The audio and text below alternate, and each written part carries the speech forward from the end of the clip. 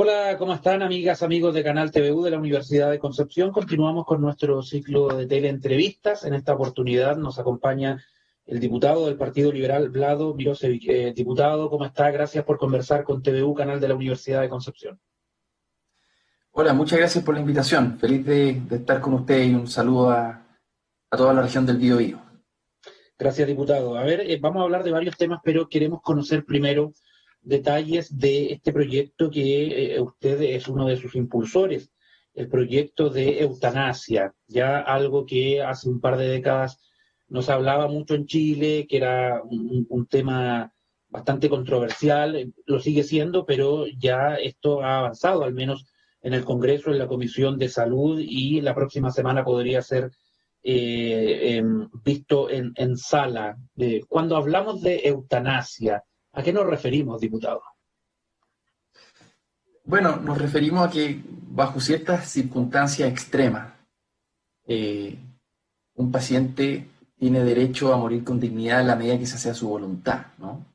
Es decir, esto es una ley humanitaria que respeta la voluntad del paciente. Y la ley tiene básicamente tres causales. Una primera tiene que ver con enfermedades terminales, en donde el paciente ya sabe de que en un par de meses más la muerte está próxima en el tiempo, según el diagnóstico de la ciencia, y lamentablemente no hay una curación que ofrecerle. O sea, la ciencia llegó a su máximo límite, no puede curar y por lo tanto este paciente podría decir yo no quiero pasar por el sufrimiento que esto significa, ¿no es cierto? Después hay un segundo tipo de enfermedades que no son terminales. O sea, la muerte no está próxima en el tiempo, no es inmediata, pero son enfermedades de sufrimiento intolerable. Ahí están todas las enfermedades degenerativas donde un paciente puede pasar varios años con la enfermedad antes de morir. Sin embargo, son años de mucho sufrimiento. Y entonces ahí lo que establece la ley es dolor físico intolerable. Y después hay una tercera causal que tiene que ver con el sufrimiento psíquico, y ahí ya es el caso emblemático de la película Mar Adentro, donde un caso real de un español que estuvo 30 años postrado, no sentía el cuerpo, no tenía una enfermedad terminal, pero estaba con un sufrimiento porque quería partir. Entonces, hay gente que está presa de su cuerpo, ¿no? Esas son las tres causales que establece el proyecto.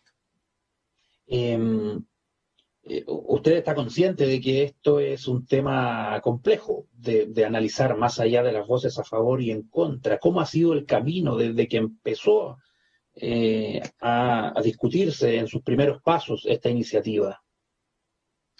Bueno, la verdad es que ha sido difícil, Francisco, no ha sido fácil, porque el proyecto, cuando lo presentamos en 2014, fue uno de los primeros proyectos que yo presenté cuando llegué al Congreso.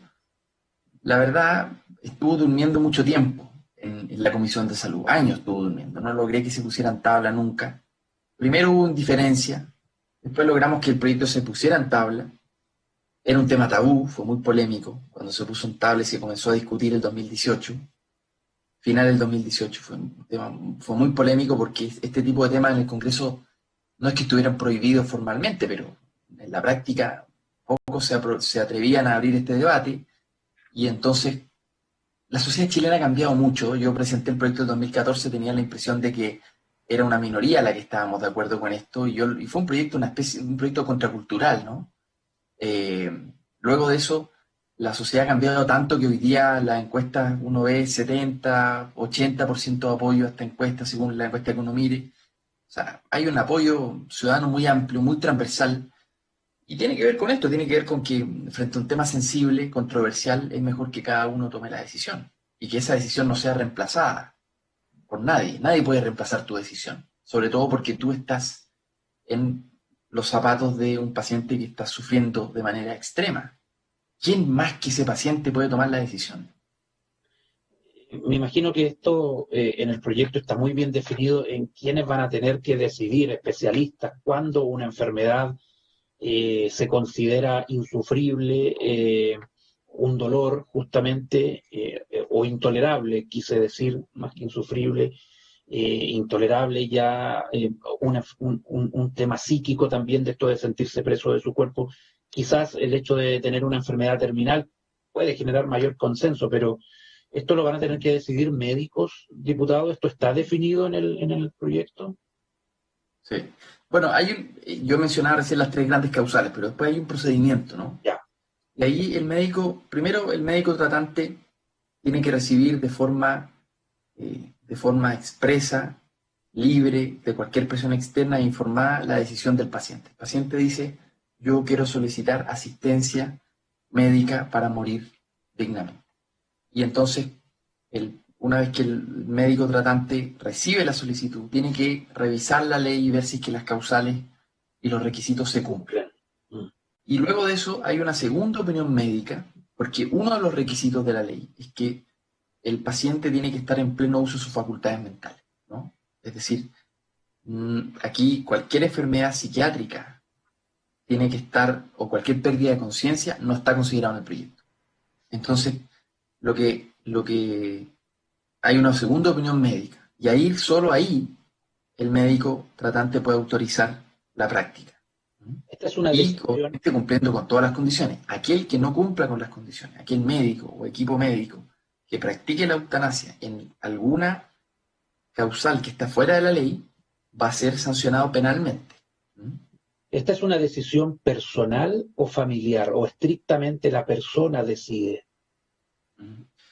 Fue un debate que tuvimos al momento de presentar el proyecto y luego hemos mantenido ese debate. Y es que nosotros pensamos de que, debido a que este es un proyecto liberal, o sea, que se trata de una libertad individual, esa libertad individual no es extendible, o sea, nadie puede reemplazar esa voluntad personal. Por lo tanto, no consideramos que la familia pueda tomar una determinación.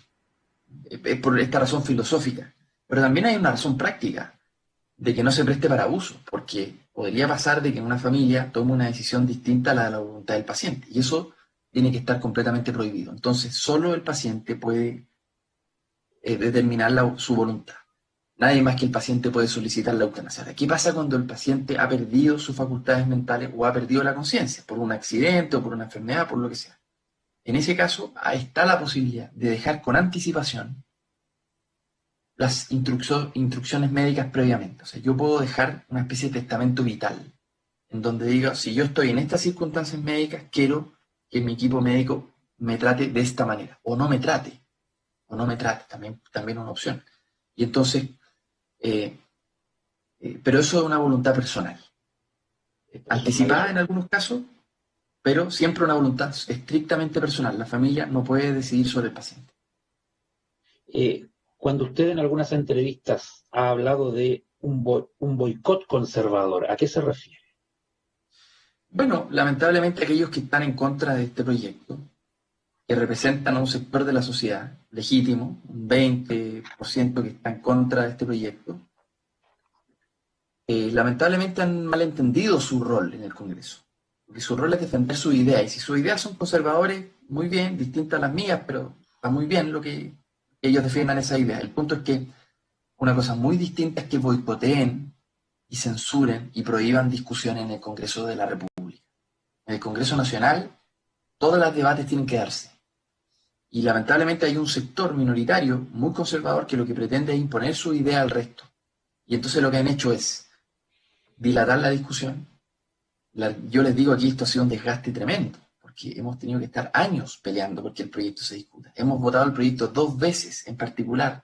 Cada párrafo, cada detalle lo hemos discutido 2 veces y votado 2 veces. Porque reabren el debate, ponen indicaciones y intentan delatar el proyecto. Eso es lo que han intentado, dilatar el proyecto durante ¿Esto va años. por parte de la derecha o también en la tradicional centroizquierda también esto ha generado resquemor? No, la verdad es que en la oposición hemos tenido un apoyo muy mayoritario y creo que esto ha sido un ejemplo, este proyecto ha sido un ejemplo de coordinación de la oposición. O sea, aquí nos hemos puesto de acuerdo, ha habido unidad y ha funcionado bien. No, lamentablemente me refiero a los sectores más conservadores, a Renovación Nacional, a la UDI, que han intentado frenar el proyecto. Que bueno, no le ha resultado, el proyecto sigue avanzando. Yo espero de verdad que este derecho lo conquistemos, lo consigamos, porque además se trata de una cuestión compasiva. Me parece muy indolente, insensible, querer que la gente siga sufriendo de manera obligada, porque al final para muchos pacientes es tener que sufrir de manera obligada, porque la ley no les da más escapatoria que simplemente la muerte natural, y si eso significa un sacrificio personal, físico, mental, la ley te obliga. Eso a mí no me parece humanitario, no me parece una ley justa. ¿Qué pasa con los menores de edad en este proyecto? Bueno, Francisco, lamentablemente el proyecto, nosotros habíamos presentado una indicación que se aprobó en primera instancia, pero como este proyecto ha tenido tantas votaciones, en una segunda instancia perdimos la posibilidad de que los menores de edad sean considerados en este proyecto. ¿Y eso qué quiere decir? Que el proyecto hoy día solo establece el requisito de mayores de 18 años. Y aquí deja fuera, por ejemplo, quiero poner un caso concreto, Valentina Maureira, una joven que pedía la eutanasia el 2016. Pedía la eutanasia y lamentablemente nosotros por ella presentamos la indicación, no el proyecto fue presentado antes, pero la indicación de menores de edad fue por un pedido de ella y de su padre, de Freddy Maureira. Y nosotros presentamos la indicación y la logramos ganar. Después la perdimos, lamentablemente. Entre tanto trámite del Congreso se perdió. Y bueno, por lo menos hemos conquistado el derecho de 18 años en adelante. ¿Hay algún país en el cual usted se fije como ejemplo de una buena legislación en materia de eutanasia? Bueno, hay muchos países que tienen nosotros hemos estudiado en detalle la legislación extranjera. Aquí países como Canadá, como Holanda, como Luxemburgo, Colombia, para poner un caso latinoamericano. Colombia, que donde también por lo demás se considera a los menores de edad también con el derecho, con resguardos, por supuesto, con nosotros teníamos una serie de resguardos para menores de edad también. Bueno, hay varios países que han hecho, varios estados de Estados Unidos también tienen ya legislado este tema. Bélgica, yo creo que aquí hay Suiza, ¿ah? Hay varios países que son bastante ejemplares donde el sistema en general funciona bien. No, aquí de repente yo he escuchado unos mitos de que casi como que se deshacen de los adultos mayores. Eso es completamente falso. En ninguna parte del mundo nadie más que el paciente puede tomar la decisión. Nadie más que el paciente. Yo he escuchado tanta mitología de los conservadores aquí en Chile diciendo que los médicos se deshacen de los adultos mayores. Eso es mentira. Eso es completamente penado. Un médico hace eso en cualquier parte y se va preso. En todos estos países que tienen las legislaciones que les mencioné, no, eso es falso. Diputado, ¿qué tenemos actualmente? Es difícil de entender cuando se habla de desconectar a una persona, tiene un infarto cerebral, que quedó en estado vegetal. Actualmente no es eutanasia, pero ¿qué es lo que hay actualmente que sabemos que en algunos casos se puede proceder, pero no es muy hablado esto? Claro, lo que hoy día sucede es que cuando son casos muy extremos y el paciente ha perdido la conciencia, hay una conversación entre el médico y la familia para efectos de producir, no una eutanasia, porque la eutanasia es un acto directo del médico o del equipo médico para producir la muerte, bajo voluntad del propio paciente, ¿no? Para evitar sufrimiento. Pero en este caso, básicamente lo que la familia muchas veces le pide al equipo médico es que le deje de prolongar la vida. Por ejemplo, le quite alguna asistencia tecnológica que le permite seguir viviendo. Eso no es realmente eutanasia. No es lo mismo, usted dice. No es lo mismo porque hay una participación solo indirecta. No es que el médico haya producido la muerte directamente. Porque ahí hay un debate ético, ¿no? Si es que el médico puede o no puede producir la muerte directamente. Pero en el caso de la legislación actual, si es que la familia pide que se le deje de prestar asistencia de ventilación o de alguna otra tecnología, la verdad es que eso sí está habilitado, los médicos lo hacen en casos extremos. Y ahí el médico no está no está produciendo la muerte directamente, por lo tanto no está penalizado eso tampoco. Ahora, cuando se aprobó el proyecto de aborto, la ley ya de aborto en 3 causales que tenemos en Chile, luego de una ardua discusión, nos empezamos a topar con esto de la conciencia de los médicos, la libertad de poder decidir o no, de si participar en un aborto o no. usted sabe que aquello lo pueden enfrentar. A lo mejor en un par de años tenemos ley de eutanasia y vamos a encontrar muy pocos médicos que estén dispuestos a inducir la muerte de un paciente. ¿Qué piensa de eso? Bueno, respecto de esto, el Colegio Médico hizo una encuesta a sus colegiados, digamos, ¿Mm? y les preguntó primero si están de acuerdo con la ley, con que se legisle en Chile. Había un porcentaje muy alto de médicos que estaba de acuerdo con esto. Un paréntesis, yo tuve esta conversación con la presidenta del Colegio Médico, con Isquia Sichar, hace un par de años, donde ella me decía, nosotros somos respetuosos, entendemos que esto es un debate que no es de los médicos, esto es un debate de la sociedad. O sea, el Congreso tiene que legislar de esto. No es un asunto que el gremio médico pueda fijar una posición. Ahora, igual les preguntaron a los médicos que si estaban de acuerdo o no, y había una gran mayoría que estaba de acuerdo con el proyecto, amplísima mayoría. Y había cerca de un 60% cuando ya le preguntaban si es que él estaba disponible o ella estaba disponible para practicar directamente la eutanasia, había cerca de un 60%, un poquito menos, dispuesto a practicar la eutanasia. Es decir, la objeción de conciencia individual, que este proyecto lo considera, obviamente, si un médico dice esta práctica va contra mi propia conciencia, obviamente tendrá derecho de no practicarla. No va a estar obligado, nadie va a estar obligado. Si esto es un proyecto liberal, no obliga a nadie, ni al paciente que la pide, ni al médico que la practica. Entonces yo diría que no, en general, Francisco, me atrevería a decir de que va a haber un amplio porcentaje de médicos que sí van a practicar la eutanasia. ¿Cómo prevés que se va a dar el debate político cuando esto se vea en sala? Bueno, en sala ya tuvimos una primera discusión. Es muy enredado el procedimiento para aprobar una ley, entonces no quiero explicar en detalle, pero nosotros ya aprobamos Pero en en términos general. de los apoyos, los contras, que puedan surgir nuevas indicaciones, quizás. Sí, nosotros ya logramos una mayoría en el Congreso la vez pasada, en diciembre del año pasado, se votó el proyecto. Se votó en general la idea de legislar, después de que ya se había aprobado completamente en la Comisión de Salud. Y ahí tuvimos una amplia mayoría. Ahí eso se votó en el hemiciclo, en la sala, o sea, estaban votando todos y todas, las diputados y diputadas. Y ahora yo me atrevería a decir que en esta votación ya en particular, artículo por artículo, vamos a lograr una mayoría bastante robusta, se va a mantener la mayoría que tuvimos antes, porque el proyecto quedó bien, o sea, es un proyecto equilibrado, razonable, que regula bien el tema. Por lo tanto, diría Francisco que con una amplia mayoría de oposición que está absolutamente comprometida con reconocer esta libertad y este derecho, creo que vamos a lograr una muy buena votación. Ahora, ¿cómo están los tiempos del Congreso Nacional para que este proyecto tenga un lugar ahí importante en la discusión? Porque sabemos que la prioridad hoy país es pandemia, recursos económicos, apoyo a las familias, la postergación de las elecciones. ¿Por dónde se va a meter este proyecto para eh, poder seguir avanzando? Y si lo espera que se concrete en ley, ¿en cuánto? ¿Alcanzará este año, diputado? Sí, bueno, las prioridades, por supuesto, creo yo que están puestos en la pandemia, naturalmente, y hemos estado enfocados a eso.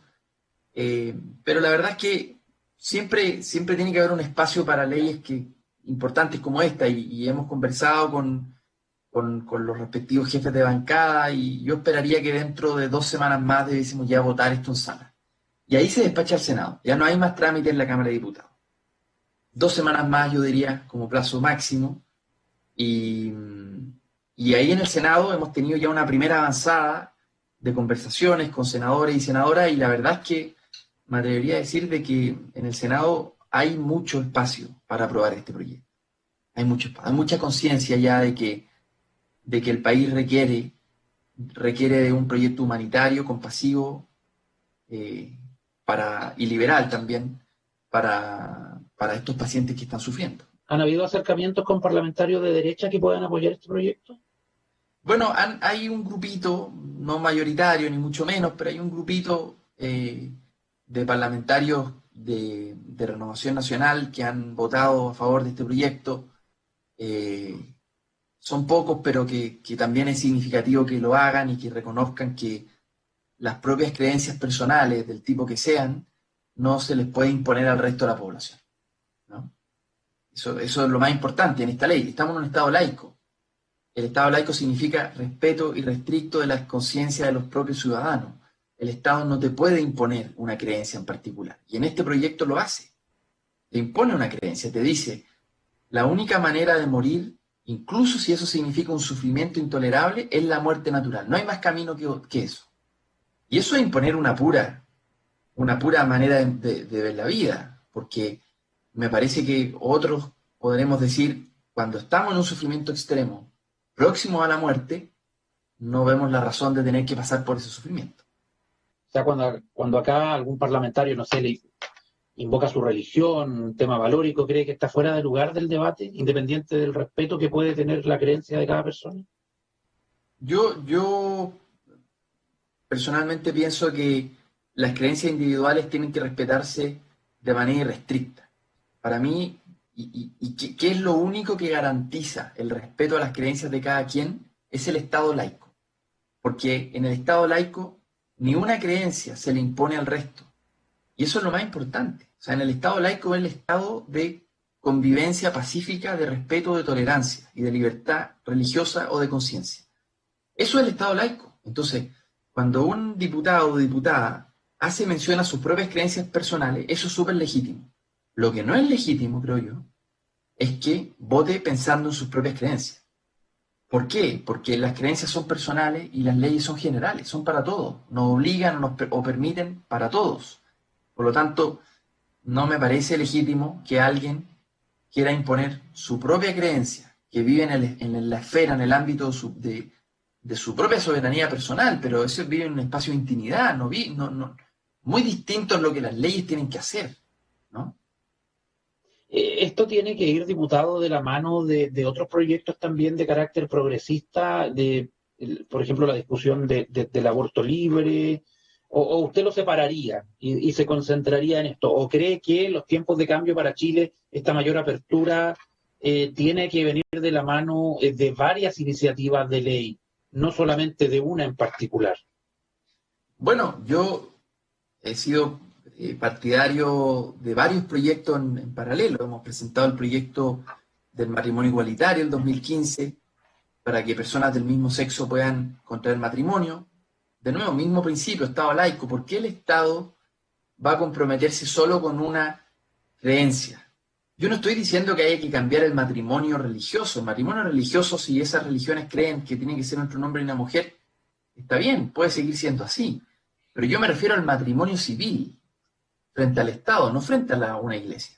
Frente al Estado no hay razón para discriminar a las parejas del mismo sexo cuando quieren contraer matrimonio. Entonces, yo diría, el mismo derecho que tuve yo de casarme con mi señora, tendrá cualquier ciudadano de casarse con quien lo desee. No veo que el Estado tenga que imponer una... Entonces, es el mismo principio. Y sobre aborto, es lo mismo. Estamos hablando de circunstancias muy controvertidas, donde el Estado no puede reemplazar la decisión de la mujer. Es una decisión individual. O sea, digo con esto, Francisco, de que sí, no es solo la eutanasia. Se trata de proyectos que garantizan una esfera individual, de decisión individual, donde no es legítimo que el Estado penalice, persiga, meta preso a, por ejemplo, una mujer por practicarse un aborto o a un médico por asistir a un paciente en una eutanasia. Que el Estado persiga no tiene ningún sentido. Entonces creo que sí, al final son proyectos, para mí son proyectos liberales o progresistas, llámele como quieran, pero que le reconocen una libertad, un derecho al ciudadano. Y no, porque yo, como parlamentario, no me siento con el derecho de decidir por las mujeres chilenas. No me siento con ese derecho, no creo ser capaz de decidir sobre una decisión como esa. No es una decisión mía, no es una decisión del Congreso, es una decisión de las mujeres. Y en esa perspectiva, ¿qué rol podría jugar la nueva constitución que va a tener nuestro país? Bueno, la nueva constitución yo espero que consagre un principio activo del Estado laico. ¿A qué me refiero? ¿Por qué digo activo? Porque hoy día, claro, somos un Estado laico en el sentido de que no tenemos una religión oficial, formal. Hasta 1925 Chile tenía la religión católica y la Iglesia Católica como la religión oficial del Estado. Eso cambió. Pero cambió simplemente eliminándole esa parte, pero necesitamos un principio activo, es decir, frente a ciertas circunstancias, el ciudadano responderá a su conciencia, no al Estado. El Estado no puede interferir o la sociedad no puede interferir en decisiones individuales en ciertas materias. Creo que eso es un principio activo, ¿no? De libertad de conciencia.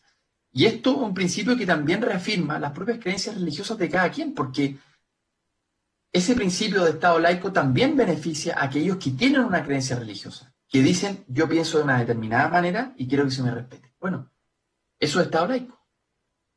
Y espero que el proceso constituyente lo consagre. Lo consagre. Hay que dejar de tener una tutela sobre los ciudadanos, sobre las conciencias de los ciudadanos. Quiero volver al tema del proyecto de eutanasia para ir finalizando y preguntarle, hay muchas familias que cuidan a enfermos terminales, parientes, qué sé yo. Algunos están de acuerdo con esto, otros no, pero donde sí hay consenso es que esto requiere una inversión de tiempo y económica importante. Y sienten que el Estado no las acompaña. ¿Esa también es una variable a considerar, diputado? Sí, absolutamente. Y yo diría dos cosas. Primero, hay que universalizar el derecho a los cuidados paliativos. Es decir, cada paciente decidirá si quiere practicarse la eutanasia, si quiere la muerte natural o si quiere los cuidados paliativos. Pero hay que universalizar el derecho. Hoy día, solo las enfermedades oncológicas asociadas al cáncer tienen cuidados paliativos. El resto de los pacientes, que son 2/3 más, no tienen derecho a los cuidados paliativos, a programas establecidos de cuidados paliativos. Y entonces, eso es lo primero. Y lo segundo, hay que apoyar a los cuidadores y cuidadoras, que hacen una tremenda pega y que no podemos dejarlos solos. No podemos dejarlos solos. Y ahí el Estado tiene que cuidar. Creo que en los próximos programas de gobierno va a venir mucho sobre esto, sobre una mirada feminista. Feminista me refiero sobre el cuidado, ¿no? Sobre el cuidado y sobre el bienestar. Y creo que van a venir muchas políticas. Va a ser un bonito debate ahora en la elección presidencial. Perfecto. Bueno, diputado, nos hubiese encantado preguntarle de otros temas, pero la verdad es que quisimos centrar la conversación en este tema que es muy interesante para educar a la población también, informarle, porque no se conoce mucho de esto, no está en la primera plana mediática. Evidentemente, cuando se aprobó esto en la Comisión de Salud, apareció, pero no es un tema a diario, ya, y creo que la gente merece saber también de estos temas que se están discutiendo en el Congreso, aunque no estén ligados directamente a la pandemia, a la aprobación de recursos, en fin. Es un tema del cual hay que informar para que la gente se forme su propia opinión, ¿cierto? Estamos en una sociedad democrática, lo que no se puede prohibir es el debate, escuchar opiniones respetuosamente, pero hay que debatirlos, como ocurre en las sociedades democráticas más desarrolladas. Así que le agradezco esta conversación con nuestro canal, diputado. Bueno, gracias a ustedes y gracias por la invitación. Un abrazo para el canal de la Gran Universidad de Concepción. Una universidad laica, como decía usted ahí, de tradición. Muchas gracias, diputado. Muchas gracias a ustedes. Que le vaya bien.